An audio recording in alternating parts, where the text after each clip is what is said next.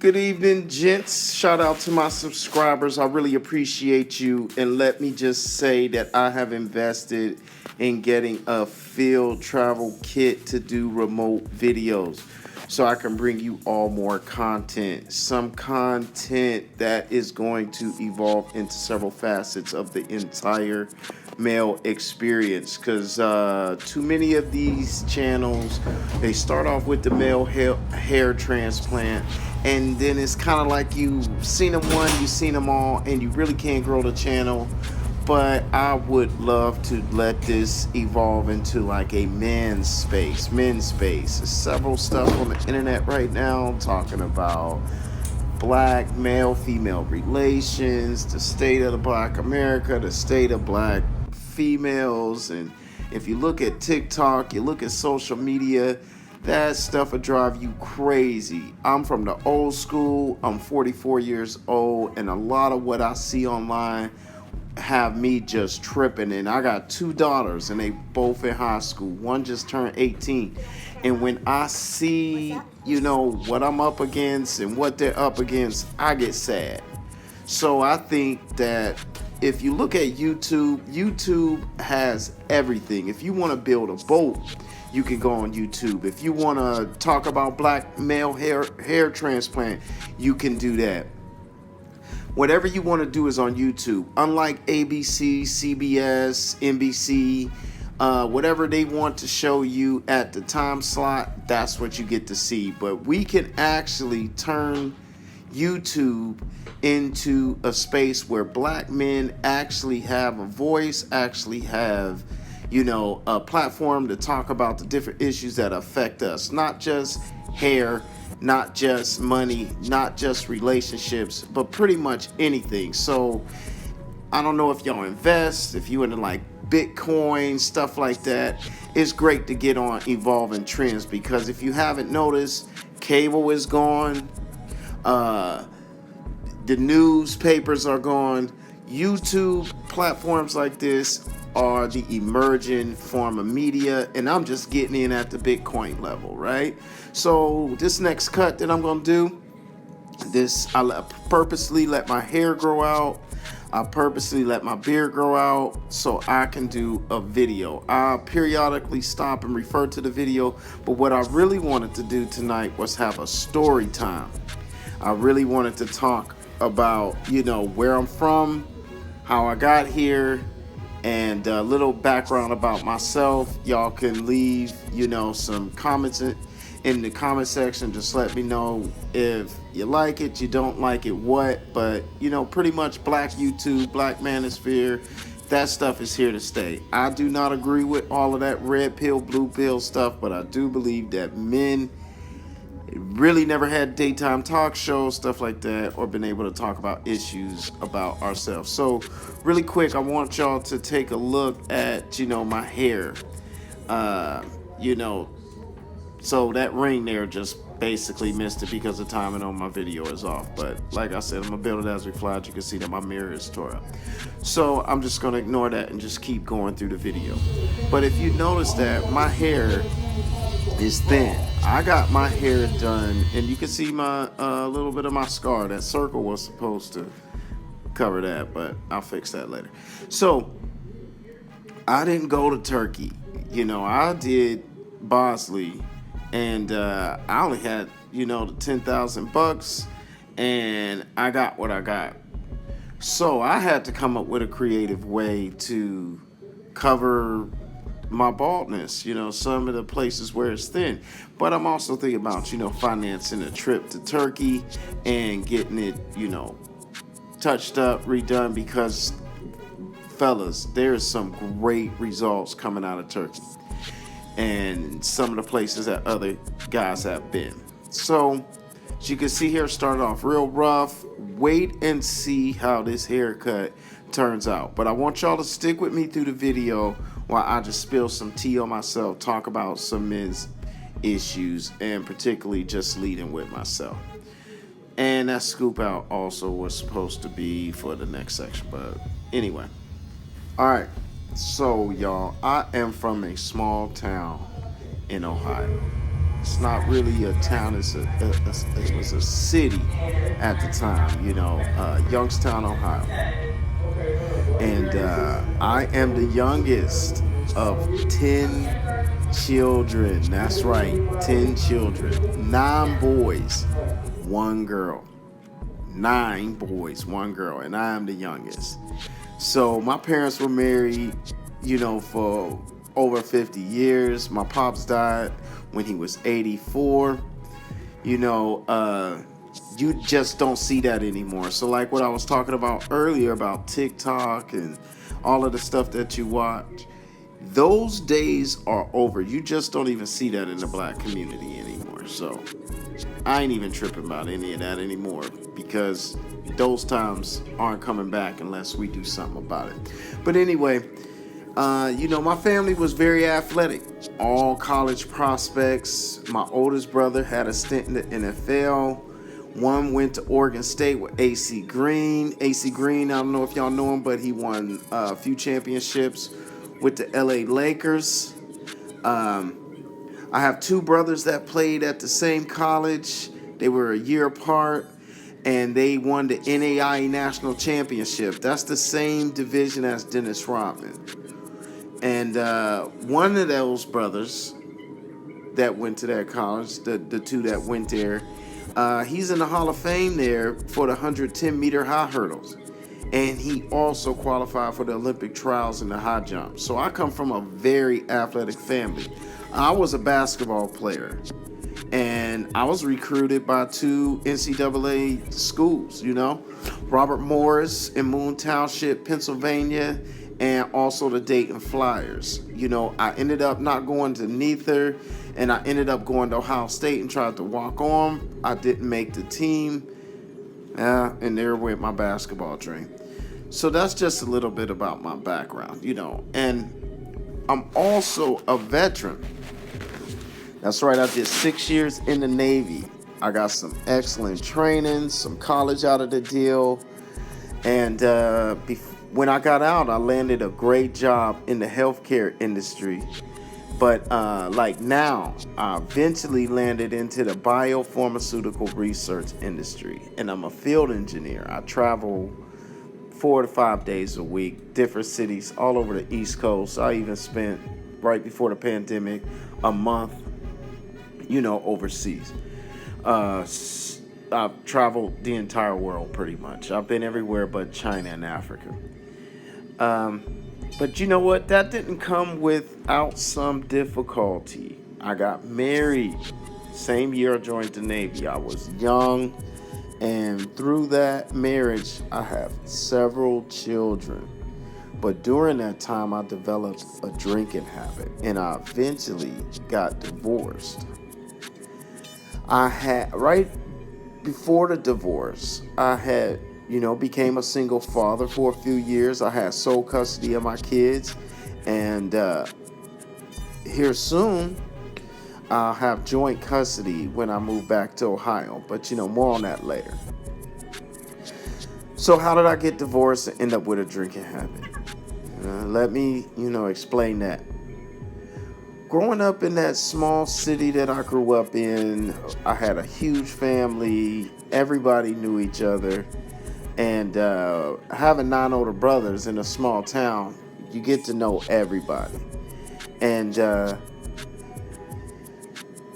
I ended up hanging out with my brother's peers because I was always with my brother. So I was always around an older group of guys. I was the first to drink, first to smoke weed, first to be with the ladies, versus my peers. So I started drinking early.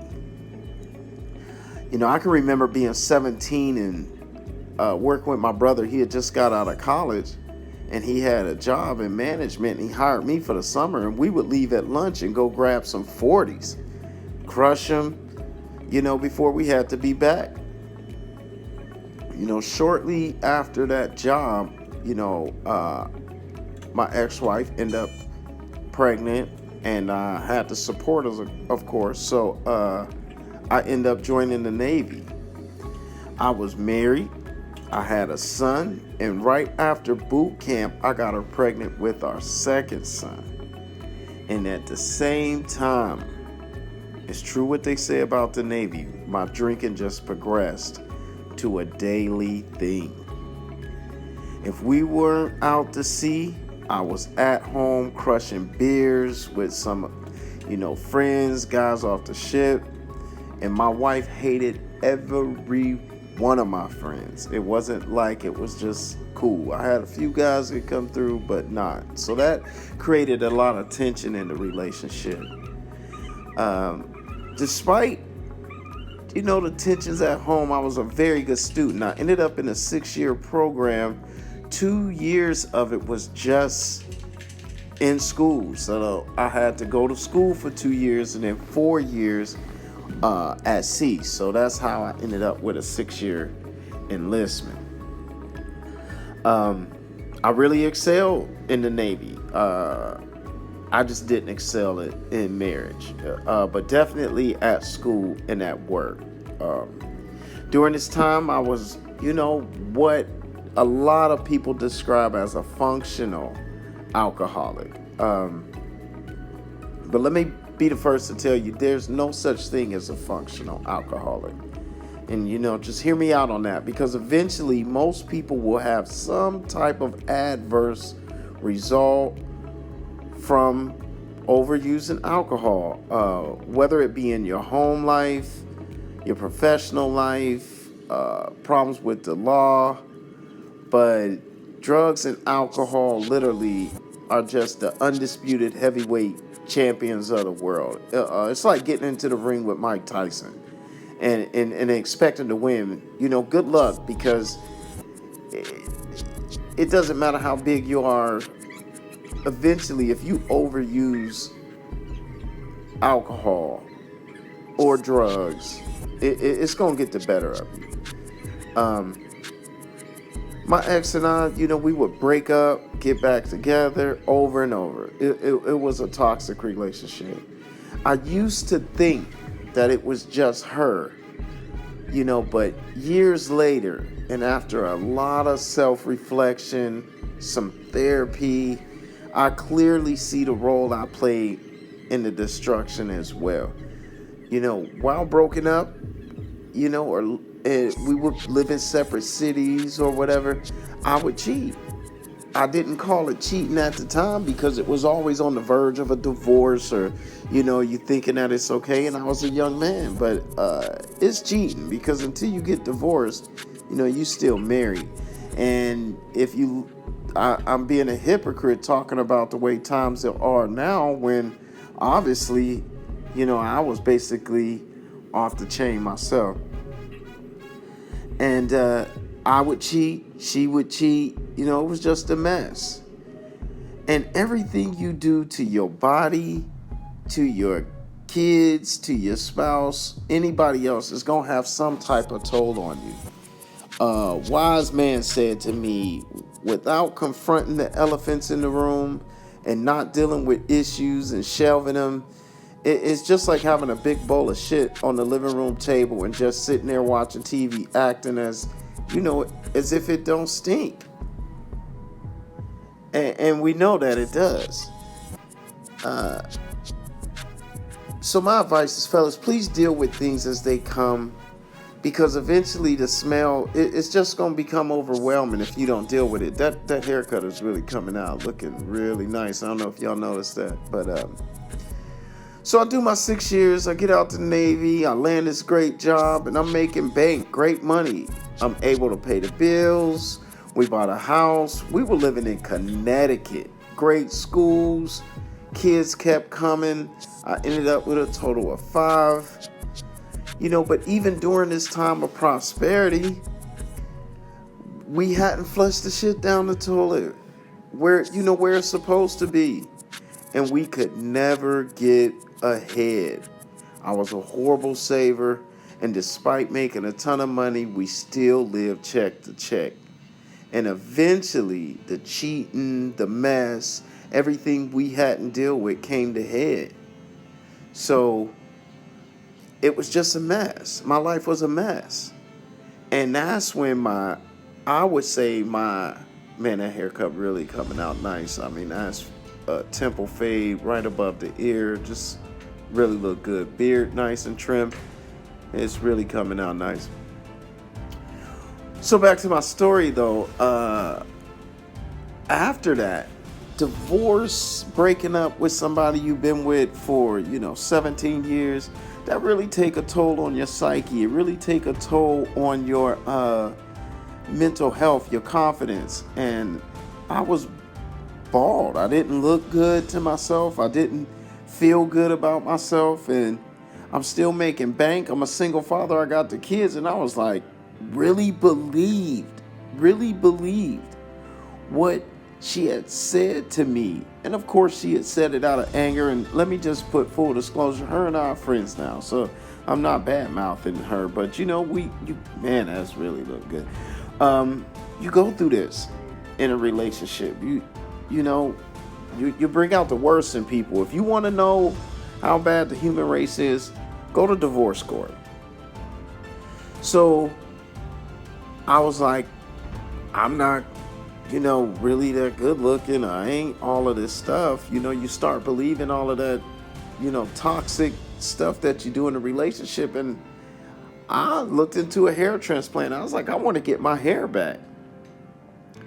And for those that's thinking about doing it, or people watching this channel, there's no amount of hair that you can put on your head to replace your own personal confidence in the way you view yourself. And to think that unless you just got a boatload of money, you're not going to be able to go back and look original. I don't know though, because not like I said, I did this years ago, and I have to use enhancements, topics, and stuff like that. And some of these guys are looking like they just came right out the womb. And that's what's having me willing to go back and just fill in this stuff, because it wasn't as advanced then as it is now. Now I can, out of just pure necessity, what they say, the mother of invention is necessity, or whatever they say, is that's how I became just really good at cutting my own hair, using topics, making it look undetectable. Is I had to learn to fade, and definitely learn how to do it, because that fade is looking nice, really nice. So part 2 of how I actually ended up where I'm at now, because I left in 2015. It's almost 2022, and there's a lot of water in between those shores. But that's what led me up to the hair transplant, was a bad relationship, poor money management, and overall feeling that by the time this all came about, that I really wasn't who I thought I was. So before I cut out of here, I just want to say, we all got a story. We all got traumas. And the best thing to do is take accountability for it. Step back like a man and do some real self-reflection on who you are, how you got to where you are, what is your financial IQ, what is holding you back. Do not use anything like a hair transplant or new clothes or whatever midlife crisis type of thing to think that that's what you need to make you more of a person. I have more enjoyment traveling, solving problems, talking to my kids on the phone, purchasing us a house, which I'm going to close on soon. That's what I meant about more later. And being able to provide another home for my children to come to, for me to have joint custody, 3, possibly, 4 nights a week, just depending on, my travel schedule, because I'm always home on the weekends and I travel on Fridays. So Friday night, Saturday night, Sunday night, kids go to school on Monday, and I go to the airport on Monday. So that's 3 nights a week. So it's never over. It's never too late. Hair transplants are great. But if I had to do it all over again, I would have just kept my bald head. But now I get to talk to you guys. I get to share tips with you, and I get to cut my hair, be crispy, just like before. But it doesn't replace who I am. Have a great night, guys. More content to come. Like, share, subscribe, leave comments.